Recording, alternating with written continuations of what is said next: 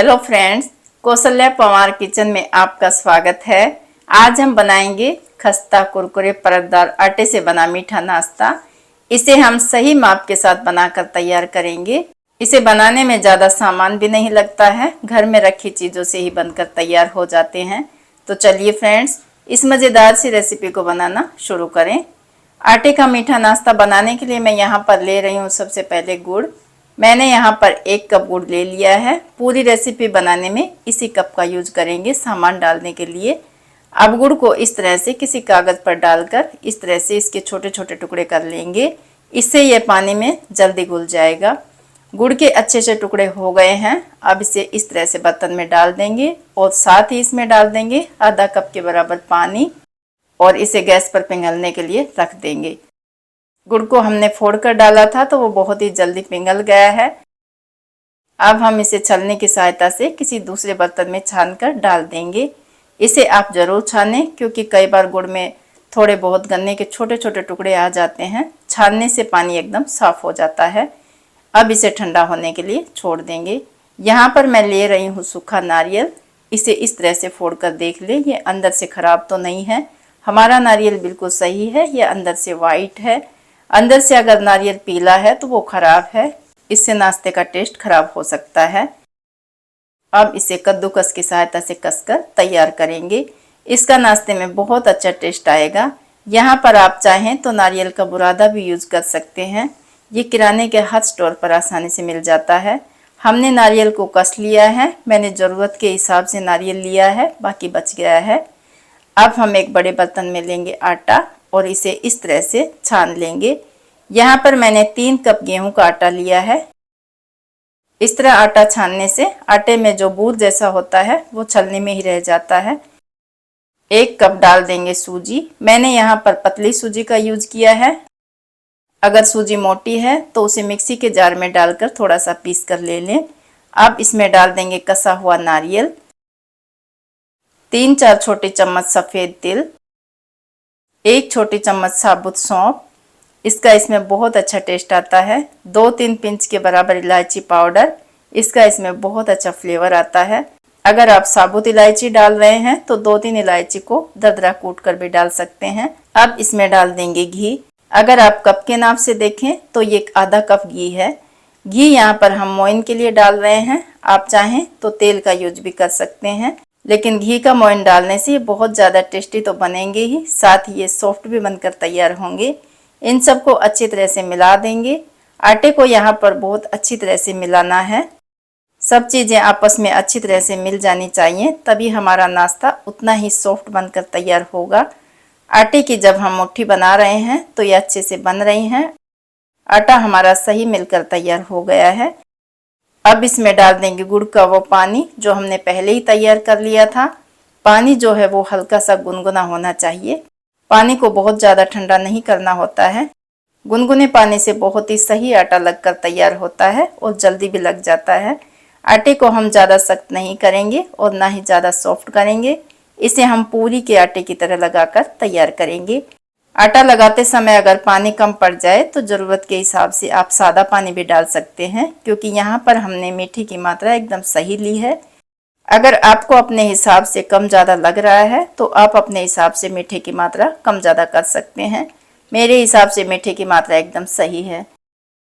और यहाँ पर आटा हमारा सही लगकर तैयार हो गया है। ये ज़्यादा सख्त भी नहीं है और ज़्यादा नरम भी नहीं है। बस इसी तरह का आटा लगाएं ये नाश्ता बनाने के लिए। अब इसे साफ कपड़े से ढककर 10-15 मिनट के लिए ऐसे ही छोड़ देंगे। इससे आटा अच्छे से सेट हो जाएगा और फूल भी जाएगा। आटे को रखे हुए 15 मिनट हो गए हैं। अब इसे थोड़ा सा मसल लेंगे। आटा हमारा लगकर तैयार हो गया है।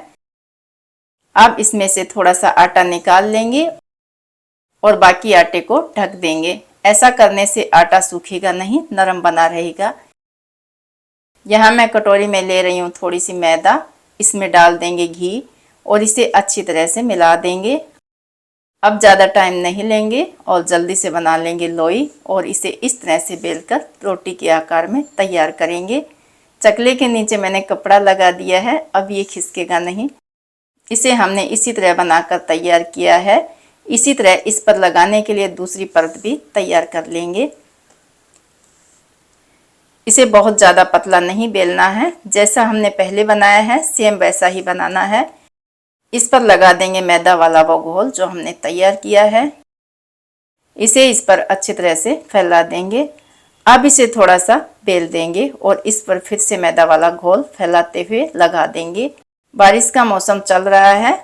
ये जो घोल हमने बनाया है इसमें घी डला है तो वो ठंडा होकर जमने लगता है। जब जम जाए तो आप इसे फिर से गर्म कर लें। ये फिर से पहले जैसा हो जाएगा और इसे आपको लगाने में कोई दिक्कत नहीं आएगी और परत भी सही बनकर तैयार होंगी। अब इसे इस तरह से फोल्ड करते हुए मोड़ते जाएंगे। हाथों से दोनों कोनों को थोड़ा सा सही कर देंगे और थोड़ा थोड़ा ऊपर से इस तरह से दबा देंगे। अब इसे चाकू की सहायता से इस तरह से काट लेंगे। एक टुकड़ा उठाएंगे और हाथ पर रखकर हथेली से इस तरह से दबाते हुए बनाकर तैयार कर लेंगे। और हमने यहाँ पर सारे पीसेज बनाकर तैयार कर लिए हैं। अब हम इन्हें तलकर तैयार करेंगे।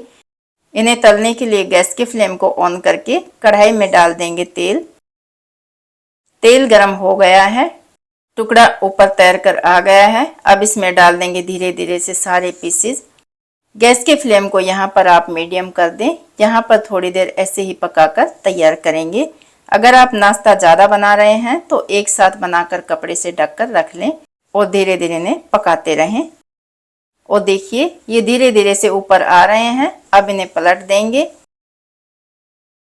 इन्हें मैंने 2-3 बार उलट पलट किया है। ये सही बनकर तैयार हो गए हैं। अब इन्हें निकाल लेंगे और थोड़ी देर कढ़ाई में इस तरह से लगा देंगे जिससे इनका एक्स्ट्रा तेल निकल जाएगा। और इन्हें निकाल कर एक छलनी में डाल देंगे। छलनी में डालने से इनमें हवा लगती रहेगी और ये अच्छे क्रिस्पी बनकर तैयार होंगे। और इस तरह से बचे हुए नाश्ते को भी तलकर तैयार कर लेंगे। हमने सारे नाश्ते को बनाकर तैयार कर लिया है। 3 कप आटे से इतना नाश्ता बनकर तैयार हुआ है। और देखिए इन्होंने तेल बिल्कुल भी अवजोप नहीं किया है। ये बहुत ही खस्ता बनकर तैयार हुए हैं। एक पीस को हाथ से तोड़कर देख लेते हैं और देखिए इनकी परत कितनी अलग अलग दिख रही है। अब इसे एक प्लेट में भी डाल देते हैं। आपने देखा इन्हें बनाना कितना आसान है। ये देखने में जितने अच्छे लग रहे हैं खाने में उतने ही टेस्टी हैं। इन्हें आप महीने भर तक स्टोर करके रख सकते हैं। ये खराब नहीं होते हैं क्योंकि इन्हें बनाने में हमने पानी का यूज किया है। इन्हें चाय के साथ भी खा सकते हैं। कहीं बाहर जा रहे हैं तो इन्हें लेकर जा सकते हैं। तो फ्रेंड्स आप भी इस लंबे समय तक खराब ना होने वाली इस रेसिपी को अपने घर पर बनाकर ज़रूर ट्राई करें। आप सबको बहुत पसंद आएगी। आज की रेसिपी आपको कैसी लगी कौशल्या पंवार किचन पर शेयर करें। मिलते हैं एक और नई रेसिपी के साथ। तब तक अपने फ्रेंड्स परिवार के साथ इस रेसिपी को एंजॉय करें। वीडियो पूरा देखने के लिए आपका बहुत बहुत धन्यवाद।